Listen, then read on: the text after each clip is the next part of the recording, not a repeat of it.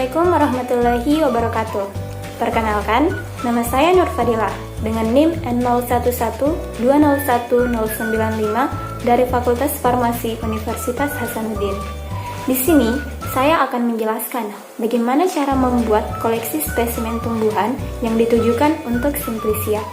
Namun, sebelum itu, kita harus tahu apa yang dimaksud dengan koleksi spesimen tumbuhan maupun Simplicia.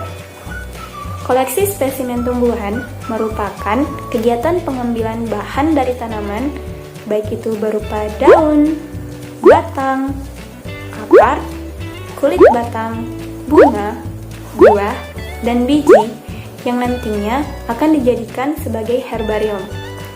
Sedangkan Simplicia merupakan bahan alamiah yang digunakan sebagai obat yang belum mengalami pengolahan apapun, dan kecuali dinyatakan Simplicia adalah bahan yang telah dikeringkan.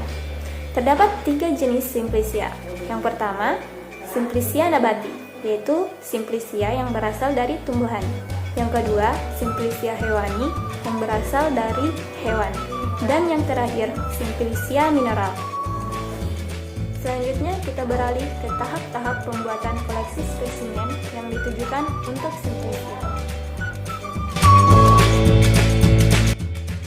Nah, pada praktikum kali ini, saya akan menggunakan tanaman kelor dengan nama latin Moringa oleifera.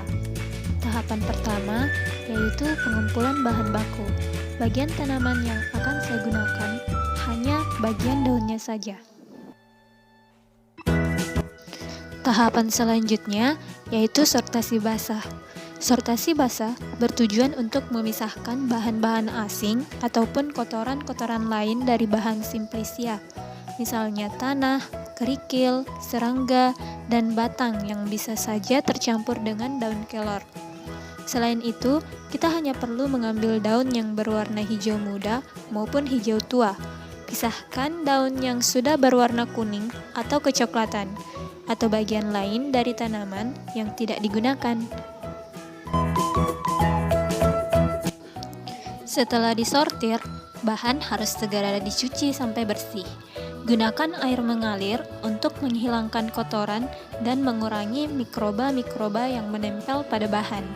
Pencucian harus dilakukan secepat mungkin untuk menghindari larut dan terbuangnya zat yang terkandung dalam bahan Simplicia.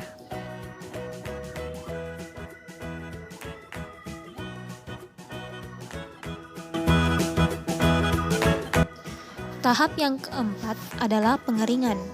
Pengeringan bertujuan untuk mendapatkan Simplicia yang tidak mudah rusak dan dapat disimpan dalam waktu yang lebih lama.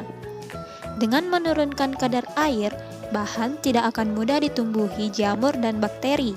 Selain itu, pengeringan akan menghentikan aktivitas enzim yang dapat menguraikan lebih lanjut kandungan zat aktif. Pengeringan dilakukan dengan cara diangin-anginkan dan tidak di bawah sinar matahari langsung.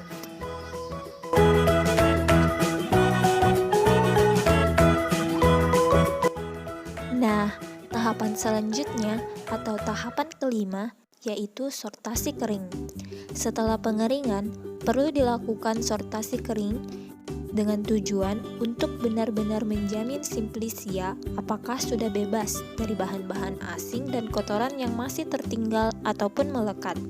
Karena pada saat proses pengeringan bisa saja ada bahan-bahan yang ikut tercampur, seperti misalnya serangga.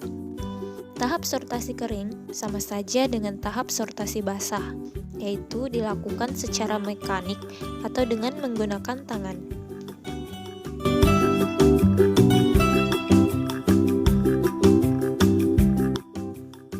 Tahapan yang keenam atau tahapan yang terakhir adalah proses pengemasan.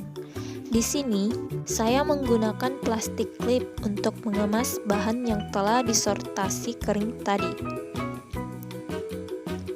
Pengemasan dilakukan dengan cara memasukkan bahan ke dalam plastik klip yang telah disiapkan.